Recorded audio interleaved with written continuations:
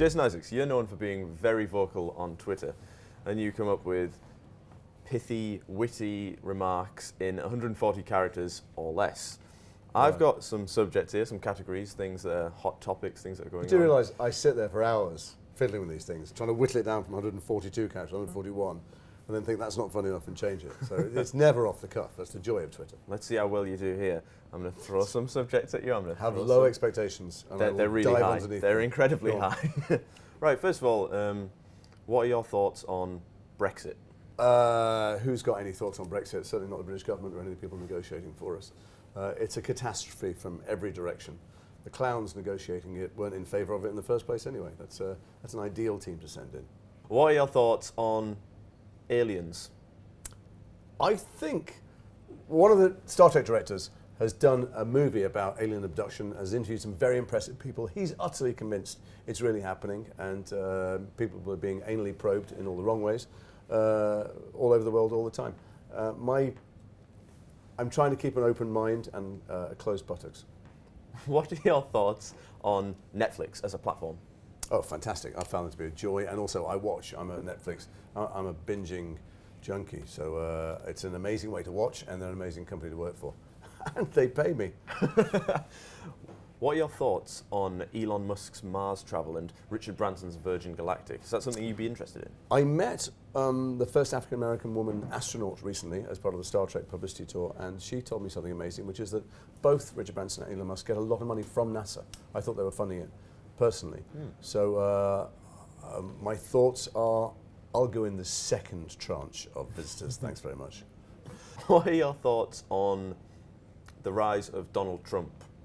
I can't be funny about Donald Trump. The satire stops there at his front door. I think he's an incredibly dangerous, deluded, sociopathic personality who has degraded politics and the notion of public service and holds a sword over all of our lives and our futures.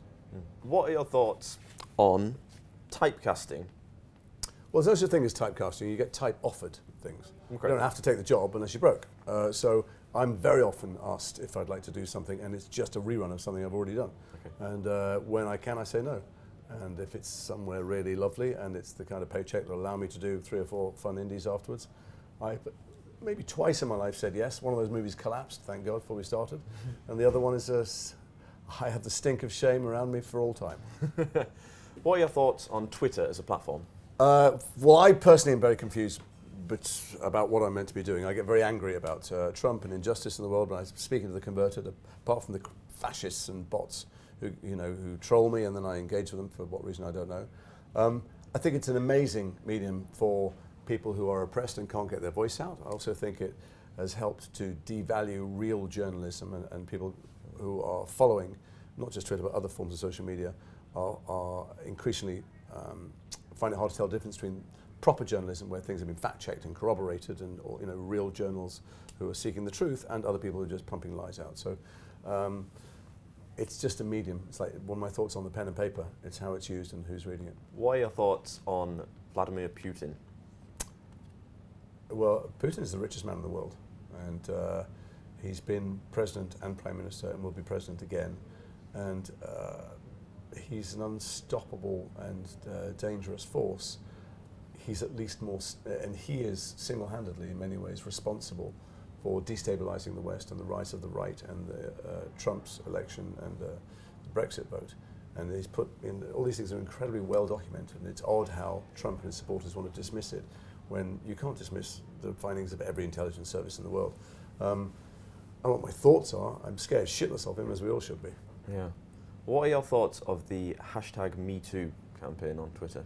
I don't know what is there to think other than it's the right, it's about time, but it was always time that people shouldn't be abusing, women shouldn't be abusing their authority, their economic superiority, and obviously not breaking the law and criminally assaulting or raping people. So it's great that now people are able to tell their stories, but will it be the harbinger or catalyst for long-term proper institutional change? I don't know. I mean, I've worked for the big studios. When you work for big studios and television companies, you have to do a full day of sexual harassment course. And so it's not like people don't know what the rules are and how they ought to behave.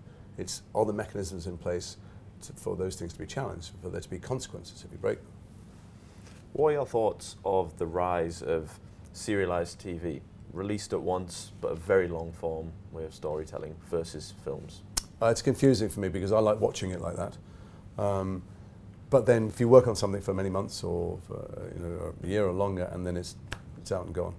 And most television up to this date has been funded by advertising. Now, those serialised things are not. Those serialised things are funded by subscription. And there should be a variety of ways to watch things and a variety of ways to fund things also. It's an odd feeling to work on something for a very long time and it go out, and then within a week, most people who are going to watch it have watched it. But I personally am addicted to binging. I'm not able to stop a show that I like. I'm very often watch till dawn, close the curtains and finish something. What are your thoughts on London as a city? Well, I'm in London. I was born in Liverpool. I live in the city. It's the greatest city in the world. And it always embarrasses me when people come and visit and I look up things for them to do and I realise all these things are going on under my nose all the time. And I don't go and do most of them. But just to stand on a tube platform and see and experience the rush and the range of talent and energy in the city is dizzying. Jason Isaacs, thank you very much.